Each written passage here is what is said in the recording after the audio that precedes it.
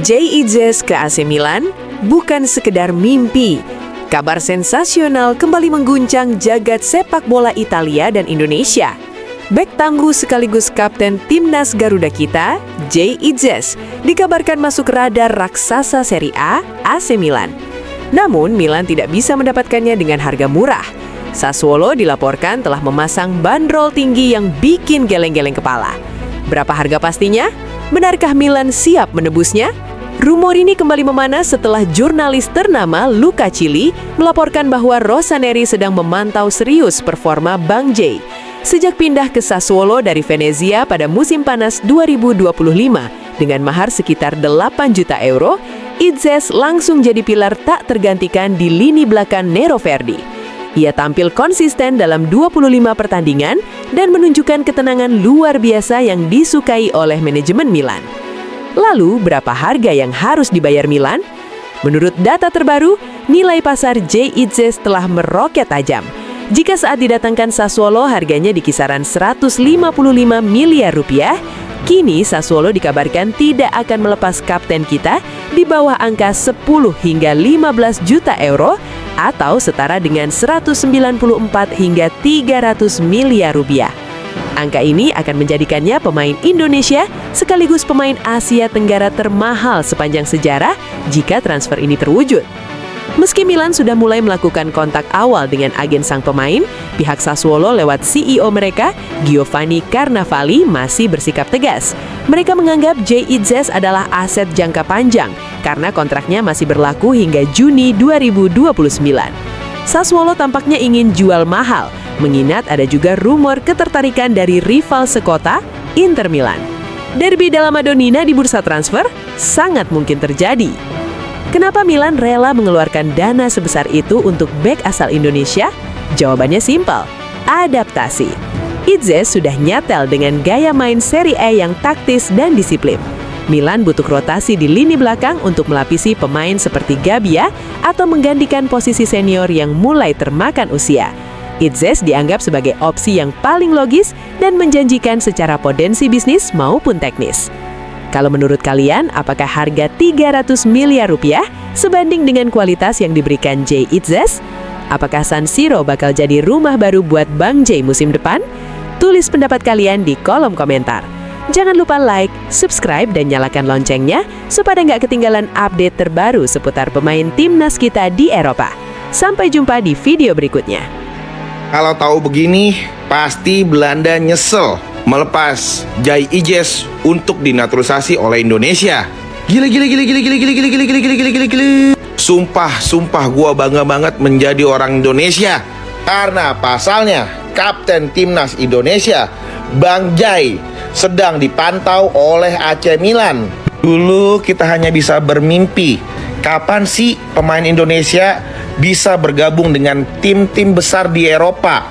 Tapi kali ini, jika menjadi kenyataan, gua sebagai orang Indonesia sangat bangga banget sama Bang Jay. Karena bisa membawa harum nama Indonesia di pentas Eropa. Ya, AC Milan memprioritaskan Bang Jay untuk segera bergabung dengan AC Milan.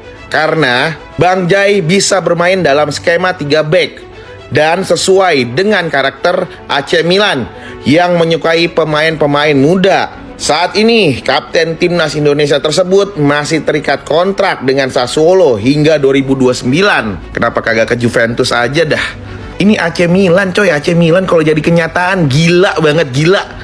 Salah satu tim legenda, tim besar di Italia gitu loh. Kalau sampai main Bang Jay di AC Milan, gila. Terus main di Liga Champion, wah gila keren banget sumpah. Apalagi kalau bisa Scudetto. Nyesel tuh Belanda, beneran dah nyesel.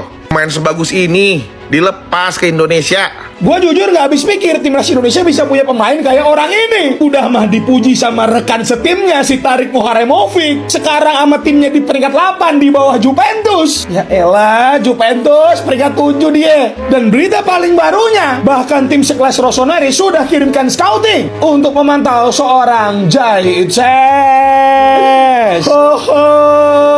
Waduh, sayang banget. Pemain sebagus ini harus dilatih sama pelatih sirkus. Masih gak habis pikir loh, kita gagal ke Piala Dunia. Astaga, pemain kita lagi pada jago-jago begini. Mari kita bahas, boy. Ya, lu gak salah denger, boy. Abang Jai sekarang bener-bener jadi salah satu bek tengah yang komoditinya tuh lagi panas banget di Serie A. Duetnya bersama Tarik Moharemovic itu tampil bener-bener solid banget sampai ke Giornata ke-14 ini. Kemenangan Sassuolo atas Fiorentina itu bener-bener sangat membuktikan betapa solidnya dua bek tengah ini. Bahkan Jai itu bukan cuma sekedar figuran di Sassuolo, boy. Tarik bilang kalau misalnya Jai itu adalah komando bagi Sassuolo ini. Bahkan dilansir oleh Claudio Raimondi, AC Milan sudah kirimkan scouting untuk pantau Jai Itzes. Dimana sekarang berita yang gue baca, ada dua perbedaan pendapat di manajemen Milan, boy. Si Pak Tua Allegri pengennya pemain berpengalaman kayak Thiago Silva, tapi manajemen Milan pengennya pemain yang lebih muda dan punya nilai jual, dan tentunya harganya lebih murah. Gue masih gak habis pikir loh, pemain kita sekeren dia, Dix, Verdong, Emil, 0 poin dong, round 4, astaga.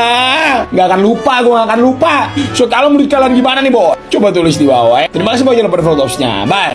Breaking news, Milan baru saja dilaporkan melakukan initial kontak dengan agen dari Jay Itzes. Baru beberapa hari lalu dilaporkan Sky Sport kalau Milan tertarik dengan Jay Itzes, tapi hari ini disampaikan oleh Europe Calcio bahwa AC Milan sudah memulai kontak dengan agen Jay Itzes. Sebenarnya kontrak Jay Itzes bersama Sassuolo masih sangat panjang karena baru saja dikontrak hingga tahun 2029.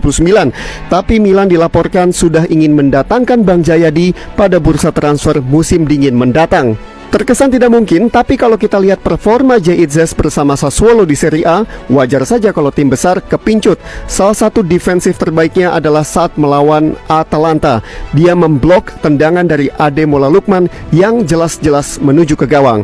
Bahkan Milan dilaporkan siap untuk merogoh kocek yang sangat dalam demi mendapatkan bek timnas Indonesia ini, yakni sekitar 10 hingga 12 juta euro atau dirupiahkan 300 miliar rupiah. Dan yang membuat Milan semakin kepincut sama Bang Jayadi nggak lain adalah karena dia adalah bek tengah yang versatile. Dia itu bisa bermain untuk berbagai posisi di bek tengah, bisa di kiri, di tengah, dan di kanan. Apakah Bang Jayadi akan menjadi pemain Indonesia pertama yang bermain untuk klub raksasa Italia AC Milan? Kita nantikan bursa transfer Januari mendatang. Siap OTW ke AC Milan musim depan dan full time pada akhirnya guys ya, Bang Jayadi CS atau Sassuolo guys ya bisa menahan imbang AC Milan dengan skor 2-2. Ciusit dah guys, emang bener guys ya, kalau Sassuolo jika berhadapan dengan tim-tim besar guys ya berubah menjadi kuda hitam ci. Dan juga guys ya, kita harus apresiasi Bang Jayadi El Capitano Timnas Indonesia guys ya. Lu bayangin aja guys ya, Kipo mendapatkan rating orange 6,5 guys ya versi SofaScore, tapi guys ya dirinya telah mencatatkan 53 touch guys ya, 95 akurasi pas, 3 recovery, 5 clearance dan juga 3 intercept. Wah, gokil banget coy. Ini mah udah pasti guys ya, kayaknya musim depan insya Allah kalau misalnya konsisten sampai seterusnya guys ya, Bang Jayadi bisa direkrut oleh AC Milan guys ya. Dengan hasil seri ini guys ya, Sassuolo berada di posisi ke-9 dengan 21 poinnya guys ya. Ya berbanding dikit lah guys ya dengan Juventus, Lazio dan tim dari Kang Emil Odero Cremonese. AC Milan gak akan ngelirik JJ kalau cuma soal marketing Asia. Kalau AC Milan mau cari bek tengah, bukan yang paling mahal, tapi yang paling masuk akal, yaitu JJ. AC Milan lagi cari bek bukan sekedar pelapis, mereka cari bek yang siap main di Serie A, disiplin dan gak ribet. Nama JJ masuk radar karena profilnya cocok, main reguler juga di Sassuolo, kuat duel dan tenang megang bola. Menurut gua JJ itu tipe bek Allegri banget, dia gak panik dan jarang out of position, tahu kapan harus maju, tahu kapan harus mundur. Bukan bek yang sekedar viral, tapi bek yang bikin lini belakang tenang. Pesaing rekrutannya ada Alex Disasi, build up biasa, adaptasi Serie A belum tentu instan, lebih mahal secara paket gaji dan kontrak dari JZ. Tarik Moharemovic, rekan setimnya JZ di Sassuolo, pengalaman dan konsistensi masih kalah dari JZ, bukan solusi instan untuk laga-laga krusial. Niklas Sule, mobilitas dan build up biasa aja, masih bagusan JZ, lebih cocok sebagai short term fix bukan proyek jangka panjang. Thiago Silva, haha, Harusnya udah nikmatin masa tua aja gak sih? JIZ adalah pilihan paling logis, bukan paling terkenal, tapi paling pas. Jadi kalau AC Milan mau aman, rasional, dan sesuai taktik, JIZ itu pilihannya. JIZ itu bukan opsi sensasional, tapi opsi paling logis. Lagi-lagi gue bilang, kadang tim juara dibangun bukan dari nama besar, tapi dari keputusan yang tepat. So gimana menurut kalian? Jangan lupa tulis di kolom komentar dan jangan lupa follow gue.